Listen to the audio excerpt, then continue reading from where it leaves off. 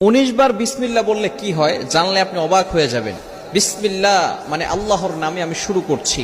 পবিত্র কোরআনুল কারীমের ভিতরে সর্বপ্রথম কিন্তু আল্লাহ তাআলা বিসমিল্লাহির রহমানির রহিম দিয়ে শুরু করেছেন, ঠিক কি না?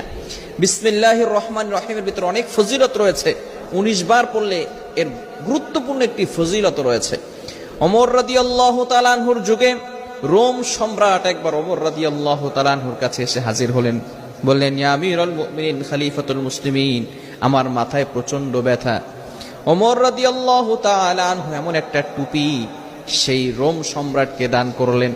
সেই টুপিটা যখন মাথায় দেয় সাথে সাথে মাথার ব্যথা ভালো হয়ে যায়। সুবহানাল্লাহ, বাসায় গিয়ে সাথে সাথে মাথার ব্যথা কি হয়ে যায়? ভালো হয়ে যায়।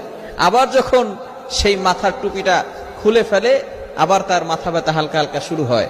এবার সকলে অবাক হয়ে গেল সেই টুপির ভিতরে কি আছে। ওমর ইবনুল খাত্তাব রাদিয়াল্লাহু তাআলা আনহু টুপি